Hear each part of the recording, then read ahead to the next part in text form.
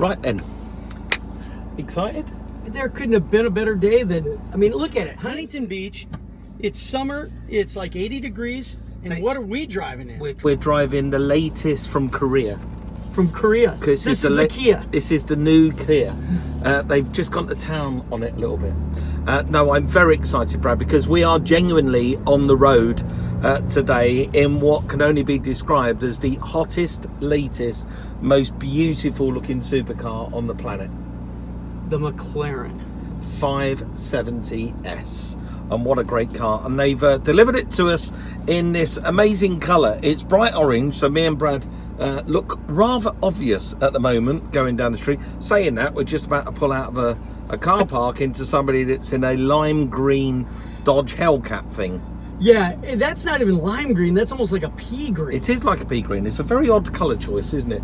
But let me and you get out the car park in this McLaren, and let's see what the taps are like when you open up the taps. I've got the car actually at the moment in the raised position. Oh, you do? Yeah, that was because I've been very careful in the parking lot not to scrape any of the underneath on this car. That little noise that you just heard there is the computer telling me that I'm driving too fast in a raised position, and now the car is going to lower itself back down. So let's get the car down to vehicle lowering.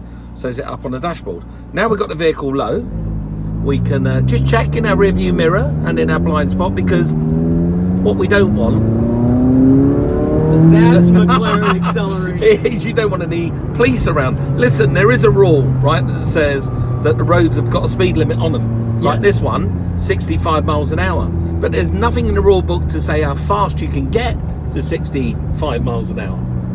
In this car, it's going to be just a shade over 3 seconds. And as you noted when we pulled out back there, is that in this car, you're not going to be subtle. You're going to be seen. Oh, no, you're going to be very obvious. Yeah, you're going to be very, very obvious. So me and Brad are very excited today to be talking to you from behind the wheel of the latest McLaren, the 570s. And we're going to take you on a little journey as to what this car has to offer and the world of supercars. But before we do, look at that. As if really professionally, Brad takes phone call. But look, work never stops, is it, Brad? It never stops. It never stops. If you need to get it, get it. I'll get it in a little bit. You need to run your camera again now. Look. Does it stop? See, it's like the Keystone Cops, us two. It really is. It's because we're doing the production on our own and driving and talking. And you know what I've dubbed this McLaren today, don't you? What, the office on wheels? This is the world's fastest podcast studio. It is, and it's the world's fastest office today because we're both working. Right, so let's give you some geography to anyone out there listening to this. Obviously, it's very hard to listen to something without seeing pictures.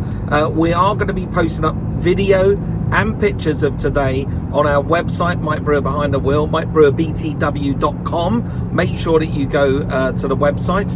We are also going to be putting it across our social media, but we're just going to give you a bit of geography. Right now, we're on a famous stretch of road that's called the Pacific Coast Highway. That strip of tarmac runs all the way from San Francisco all the way down to San Diego and then down into Mexico.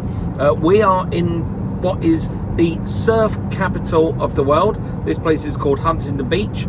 We've got the ocean to our right hand side. We've got the beautiful city of Huntington on our left hand side, and we've got a clear stretch of road in front of us, and we are driving one of the hottest cars on the planet at the moment. So all in all, not a bad day. Not a bad day at all. I mean, how can you go wrong when you're sitting here with the ocean right there, sun, there are people on surfboards, there's people on beach bikes, and we're in the McLaren. And we're in the McLaren. Now, first impressions, right, for me in this car, look at us. We're just two dudes cruising along. We're doing no more at the moment than 55 miles an hour. How refined is this car? You know, it is. Because first of all, the seats, you can feel they're going to hold you in place when you need them. But at the same time, I've got good lumbar support. I've got good lower back support.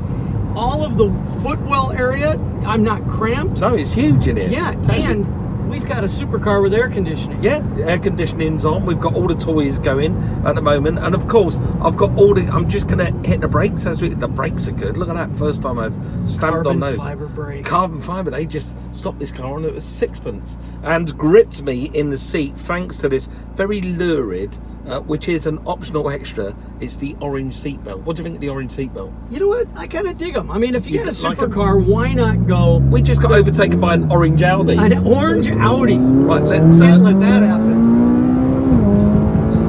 Whoa, this car is quick. Whoa, that was very quick, officer. That was. Did you see very how fast quick. that was? I did see that. I looked down and I went, "We're going how fast?" I know.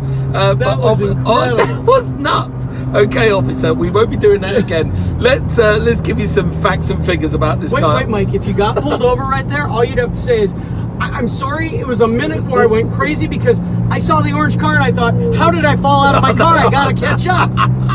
Oh wow, that was quick, wasn't it? That was really fast. And smooth. It's really smooth and lovely. That lovely. See, at the moment when you're just poodling along, dare I say, it sounds a bit like a 4-cylinder diesel once it jumps into 7th gear and it's just cruising along. But once you open the taps and mash your pedal into that carpet down there on that beautiful drilled pedal, should I say? Once you mash your foot, it sounds like a wailing Formula One car. It just comes alive, and that's due in part thanks to the 3.8 litre V8 engine, twin turbo at the back. This engine is good. You ready for this? You're going to love this. Top speed of this car, 204 miles an hour. 204. Okay. So we can put the top down and go 204 miles an hour. No. What they do is they limit the speed once you've got the top down because they don't want you to lose your wig. So they've taken off the top speed as a convertible. You ready? Just 8 miles an hour. So it does 196 miles an hour as a convertible. 196. So it limits it to 196, so you don't lose your wig. I think, Mike, you could still lose your wig. You could and still- your iPhone and your everything. coffee cup. I mean, you're going to be in a vortex, aren't you? Everything's going to be just sucked out the car. Yes. Of which, when we turn the car around and come back, I think we'll pop the roof off and experience it. That'd be a great idea. That'd be a great idea, wouldn't it? So let me tell you what it's like to be behind the cockpit of this amazing car, okay? I'm gripping hold of a beautiful kid leather, beautifully stitched steering wheel. Steering wheel's got reach and rake on it, which is lovely. I can pull it out to my chest and get it into a really comfortable position. The instrument pod in front of me is all LED or LCD or whatever you want to call them. It's a completely digital pod up front, and you can do anything in there. It's like an infotainment system as well. I can adjust the settings on the car, I can raise and lower the car, I can change the way that I want that instrument pod to look in terms of colour and brightness. At the moment I've got it in orange, which is nice because it suits the outside of the car. And then in the middle of the car we've got the brains, the infotainment system, which hooks up Bluetooth connectivity. It's got the air conditioning, and it's a bit like we used to now with an iPad that's sitting in the middle of the car. Down below that we've got the more serious stuff of the buttons to play with. So we've got a selectable automatic gearbox. It's 7-speed. It's a seamless 7-speed. You don't even know it's changing gear. It just jumps from one gear to the next. Look, we're doing 37. How nice is that? I know. And when it does shift automatically, like back there, it's nice and crisp. It's beautiful. It has that little crisp pop. How nice is that? Look, we're in 5th at 33 miles an hour, saving gas, saving petrol. It's blooming lovely, isn't it? So we got a push button selector for the what gear you want to be in. There is no park. It's drive, neutral and reverse. Nice and simple. You've got an electronic parking brake, or e-brake as they call them here in America. And then above the gear selector, you've got some very serious buttons. You've got the button for launch control, you've got the button for active, which is the suspension setup, and then you've got these 2 toggle switches, which is where you can take this car from being a normal car into a track star just by fiddling with those buttons. And of course the all-important start-stop button, which every car has these days. Even your local little weenie hatchback will have a stop-start button these days. We've lost the ability to put a key in the car, haven't we? But absolutely beautiful and refined inside. Good sound system as well. Look at the name of the sound system in this car. Yeah, Bowers and Wilkins. And you can see it's got good weighted speakers in there. So when you crank it up, it's going to be good. I also like the instrumentation. All of the, the controls that come out of the steering stalks, column. they're beautiful, aren't they? They're beautiful. Aren't They they look like nice? they're machined or something. Yeah, Really everything nice. in this car feels beautifully engineered, which is what you'd want and expect from McLaren, isn't Yes. it? You want that kind of stuff. Now, in the world today, Brad, okay, we may be frowned upon. Me and you driving along the road in this car, people might think, look at those two, you know, gas guzzling, screaming up the planet, being hooligans in that beautiful McLaren. They might think that, some people, but actually they could be right, because in the world at the moment there's a real movement to electrify cars, make cars smaller, make them more frugal, make cars more practical. Do we really need supercars? But actually it's the opposite, isn't it? The opposite is true. Supercars have come into their own. I mean, when you think of back, you know, before the 80s, there weren't really supercars. It was when the Countach came out and like that. But those were rough. I mean, when we look back at them, they always had to be in the maintenance shop. Yep. I mean, I remember a Ferrari I had in the early 90s even, 3,000 miles, it needed a timing belt. Yeah. 3,000 miles, Mike. And now these cars, they are refined. You can drive them like we're doing right now. We're right here at the historic Huntington Beach Pier, and yeah, I've seen some people walking through the crosswalk, and it's getting stares. Yeah, of course this car's going to get stares. It's absolutely beautiful to look at. But every manufacturer out there now is or has some kind of supercar in their brand, in their portfolio. Me and you spoke about brands recently, about the likes of Volkswagen. They own 11 car brands. Ford owns several 8, 9 car brands, might even be 11 actually, again. Yes. Car brands. And if you think about it, almost every manufacturer out there has a supercar. Ford with the GT. Look at that car. I mean, That's- who would have ever thought that Ford would have an honest-to-goodness supercar that is out competing and on the streets and on the track? And on the track, yeah, in Le Mans. And then you've got, obviously, McLaren, then you've got Jaguar, you've got Lamborghini, you've got Ferrari, almost every manufacturer out Alfa there. Romeo Alfa has a car Romeo, coming yeah, out, of course. yeah. And Porsche, obviously, they've got that new electronic Porsche coming out. Everyone seems to have this. It seems to be the rise of the supercar at the moment. The computer has helped the supercar so much, because a car like this, to get the performance in the past, they couldn't do it. We'd be loading up. We'd be worrying about loading up the sparks and the fuel delivery and everything. Right now, the computer's managing all that so that it's not going to overheat, it's not going to get fouled out, and then at the blip of a throttle, this car will do top performance. Yeah, I mean, it feels to me, just piddling along here, and we are stopping at sets of traffic lights along the way. I could be in any old. I mean, I'm in a beautiful car, but I could be driving any old car. That is the thing. They're cars now that you can literally drive and enjoy, because like we said, we have the air conditioner on, we have the windows up, but at the same time, if we wanted to put the windows down, turn the stereo up, put the top back, we could enjoy that beach air and go fast. And doing trust it. me, we're going to be doing all those things. And going in and out of the traffic. And in and out of the traffic. We're going to be doing all of those things, Brad, most definitely. So yeah, the world of supercars is changing. It's on the ascent. More manufacturers than ever before are looking towards supercar performance. They need to have at least one of those cars in their brand, and it creates a halo for that brand. You know, people won't put a poster on the wall of a Volkswagen Polo, but they will of an Audi R8. Yes. It's as simple as that.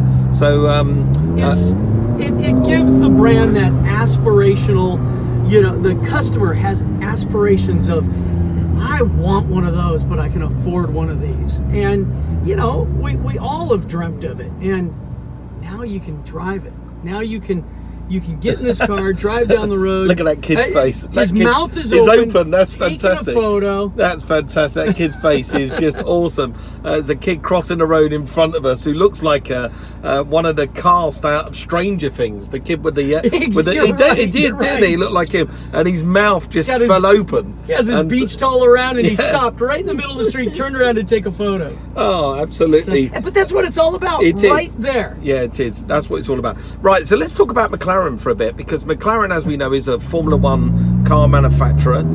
They are literally the centre of excellence in terms of engineering. I've been to their factory.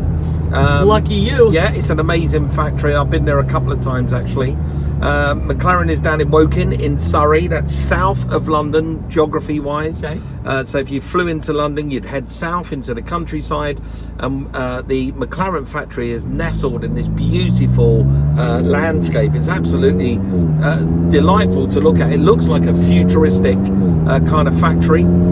Everything is so clinically clean. I know the guy that runs it, Ron Dennis, is I think he's a bit OCD, because literally even the grass outside looks like somebody washes the grass with a toothbrush. It's meticulous. It's meticulous. It is absolutely. Oh look, we've got an open bit of road. Oh my God, this car is so quick. Wow. I just. I thought you said 208 was the top. It is the top. Well, that was almost half that. In a heartbeat. Officer, I wasn't breaking any law, I promise. Yeah, it's really easy to lose your license in this, isn't it? I can imagine that it would be, because it's one of those cars, like so many of them, that it wants to be let loose. It wants to be turned loose, and you want to hear the motor. You want to hear it scream. You want to feel that transmission pop through the gears. Every bit of that I love. Every single bit. Rearview mirror, lady behind us, she's got a Louis Vuitton iPhone case out, and she's snapping a picture.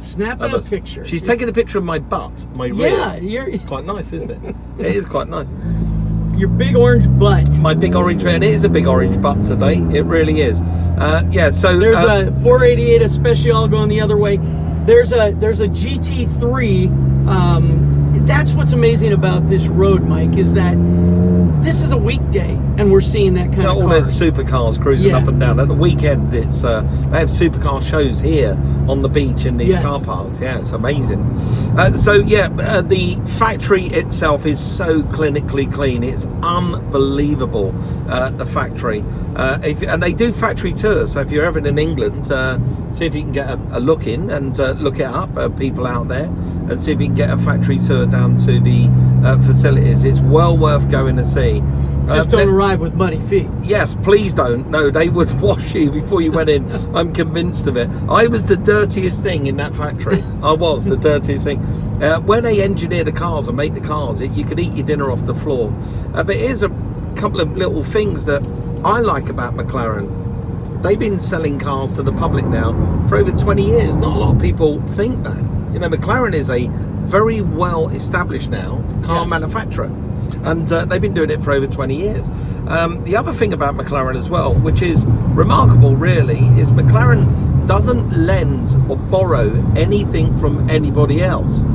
So they didn't start their company by, borrowing. I think they had BMW engine in the first McLaren F1. But other than that, McLaren as the mainstream company have really just engineered, developed and refined their cars all by themselves. So all their R&D is in-house, yeah. And I've been in there and seen them put these tubs together on these cars when they lay down the carbon fibre, and they put them in these huge, great big ovens to cook the carbon fibre in the ovens, and they come out, they look amazing, and they're stronger than steel. You know, these cars are stronger than steel. And when you're driving a supercar with supercar performance, you want a car that's going to be as stiff as you can get it. The last thing you want is any flexibility in the car, because you're going to feel it on the road. It's going to jump around a bit. And as with cars like this as well, with the Spider, as soon as you take the structural integrity out the roof of the car, you are weakening basically the monocoque of the car. Yeah, it wants to twist. It wants to twist and buckle. But they've been very clever. They've engineered this in such a way that both with the roof up and roof down, this car retains the same structural integrity. It really is a thoroughly stiff car. At some point, we're going to put the roof down. Hope the sound will cope with it, because it's quite kind of windy and noisy in the car with the roof down. And I just hope my toupee tape will stand for it today. Well, you put the extra strong on, didn't you? I did put the extra strong on today. I did, yeah. I went for grippy. This is my Lego hair. Now it won't mess my hair, will it? No, okay, your hair. Good. You have got perfect hair, Brad. You have got perfect hair. Brad had that hair when he was 18, and it's just stayed like that ever since. I had it 3D printed last year. Yeah, exactly. And it's just stayed there ever since. So in comparison, Brad, to the Ferrari that you was driving, the Lusso. Yes. Give us your opinion in terms of. I know you're in the passenger seat at the moment, but what's your comparison? Well, I mean, first of all, we're comparing a Lusso, which is more of a almost like a touring car, versus this, which is a supercar. Interior-wise, when you look at it, this is much more stark, but you want that because you want it to feel more like a race car. You want it to feel like at any given time you could take this to the track and do hot laps. Yeah. Where the other Lusso, that Ferrari was comfortable. When you wanted it to jump on it, you could jump on it, but you also wanted to feel like, yeah, I can go down to the to the hardware store and pick up a propane tank, which I did. Yeah, I still can't believe you did that. But the other thing is, the seats are a very good comparison between the two, Mike, because these seats feel very firm. They feel like you are planted in the vehicle. Where the Lusso, it had great bolster, it had great support, but it also had just enough softness to it to make it feel very comfortable on a long drive. And I would say having this in the garage as your supercar and the Lusso as your daily driver would not be a bad thing to have. It would not be a bad thing, eh? So if you had this never-ending pot of money, would you have one of each in your garage? If I had a never-ending pot of money, I think I'd have a whole fleet of cars because there's something you like about all of them. But this one, the racing heritage that you spoke about, and growing up, what did you hear is that if it wasn't a McLaren race car, it was a McLaren drivetrain. Yes. And yeah. Just phenomenal cars. Yeah. Amazing cars. The McLaren F1 as well, the original sort of, world's fastest production car, wasn't it, at the time? The McLaren F1, that is now making... it's still such an iconic car.